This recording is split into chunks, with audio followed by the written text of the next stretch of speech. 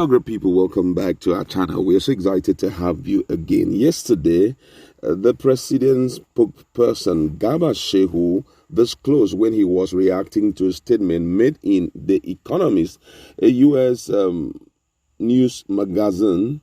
When he was reacting to it, he said something about the prosecution of Nnamdi Kanu, and according to him, he said that will mark the end of IPOB. And right now, IPOB has decided to react to that statement, and you're going to hear the content of their reply, what they have to tell the presidency. But before we give you full details of these in a jiffy, we would like to encourage you to please subscribe to our channel by clicking on the red subscribe button and also the bell icon so that you get notification anytime we publish our videos. Now, according to the news, the indigenous people of Biafra, IPOB, has condemned the statement by the presidency that the arrest of its leader will lead to an end of the group.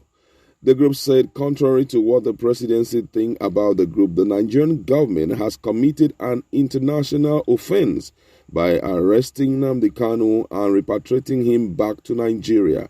It added that the presidency displayed a high level of cluelessness and ignorance by assuming that the arrest of its leader will automatically result in the end of the group's agitations. IPOB, in a statement by its spokesperson, Emma Powerful, further stated that it will drag the Nigerian government before the International Criminal Court (ICC), where they will be taught in the language they understand. The group made the submissions in a direct reaction to an earlier statement by the presidency through the president's senior special assistant on media and publicity, Garba Shehu, in which the government described IPOB as delusional, adding that the arrest of Kanu will lead to the demise of the group. But Powerful has now, in a counter statement, submitted that the Nigerian government has just given the international community proof that it is high-handed in its dealings and out to discredit IPOB, which is a peaceful group by all means. According to him, he said, the attention of the global family of indigenous people of Biafra, IPOB, ably led by our great leader, Nnamdi Kanu, has been drawn to the ranting and laughable statement from Garba Shehu, the senior special assistant on media to President Buhari, saying that the extraordinary rendition of IPOB leader will lead to the end of IPOB agitation.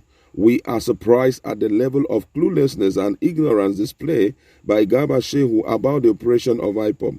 We therefore want to assure him and his co-travelers that the extraordinary rendition of our leader Nnamdi Kanu will rather destroy Nigeria and not IPOB. By renditioning Nnamdi Kanu, Nigeria has committed an international crime and must not go unpunished. The world doesn't need any further proof that IPOB is a peaceful movement. The kingdom of its leader by the Nigerian government is a crime that must be punished. So by this singular violation of international law, Nigeria is in already, but instead of admitting the obvious, its officials are busy playing to the gallery. But very soon, the mastermind of this heinous crime will be rounded up and handed over to the International Criminal Court (ICC) for prosecution.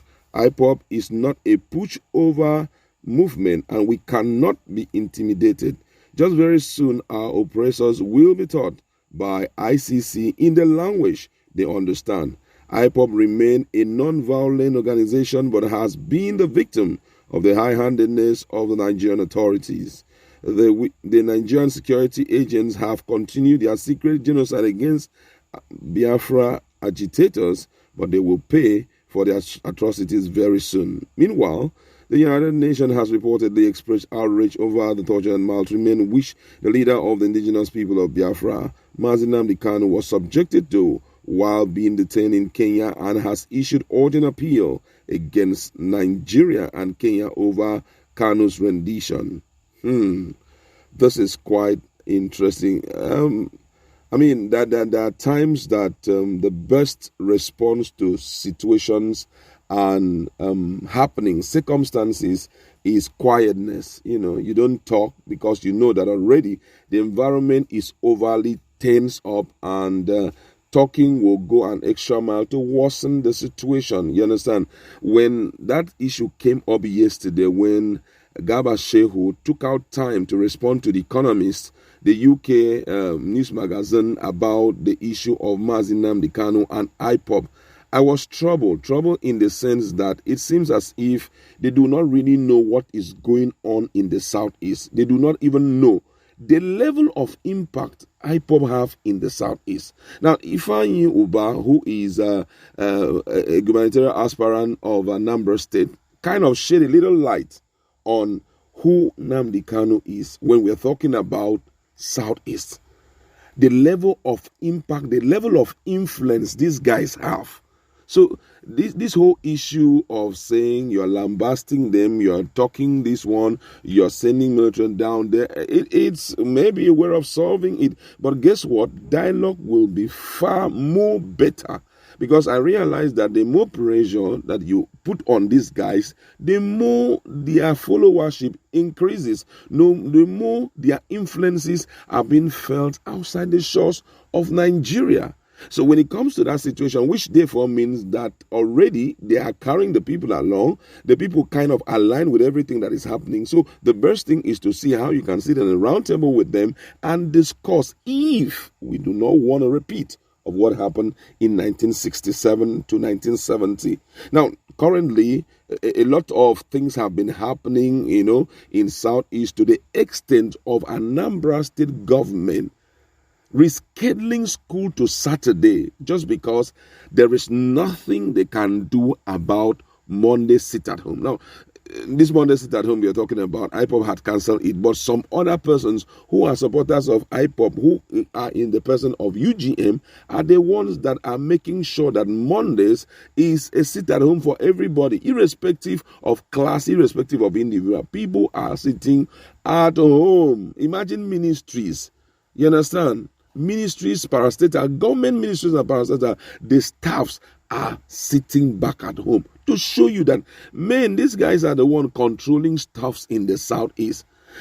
Seeing the extent to which they have gone and knowing that the people, even without them being violent, the people tend to be obeying them more, it therefore means that they are the one remote controlling things. So for that reason, the approach given during a time like this is to exercise some level of caution in what you say, to also let the people know that you are engaging in talks to make sure that you reach a consensus with them on some key issues. Personally, when I heard about this many years ago, ideally the right thing to have done when they were complaining and making noise over the issue of marginalization is for you to set up that Southeast Development Commission and make sure that even if it was possible to bring back Nnamdi Kanu to be the head of that commission so that he will help in developing his own people, make sure that you give key sensitive positions to them. Let them realize that though somebody has told them that they are majority minority, but that is a lie. That they are truly a major ethnic group which Nigeria also is depending on in a vast level. Let them understand that 2023 they are going to be given the ticket to run for presidency and all of that. If we have done all of this in 2019, in 2018, it wouldn't have spiraled to what we are seeing today. Now, despite all of this, people are still talking and making statements that provokes. You say that these guys are delusional, they do not exist and all of that. Why is it that their statement seems to hold more water than even the statement of the state governors? The state governors today, whether we like it or we don't like it, seems to be scared. Not just seems to be scared. They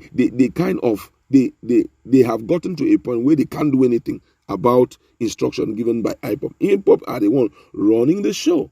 So for me, they should shut down. Shut down in talking. I'm talking about the government. Shut down in talking. See how you can sit in a round table and bring up things that will help. We are talking about 70 million people here. And from all indication, these guys have captured the hearts of not less than 50 million, So you've got to be careful dealing with this kind of people. I'd like to leave it there, Sha. Let's go to our comment section. Imam Powerful have replied him. Do you think that already they are working on ground for International Criminal Court to deal with those who extraordinarily rendered Kanu back to Nigeria? Listen to our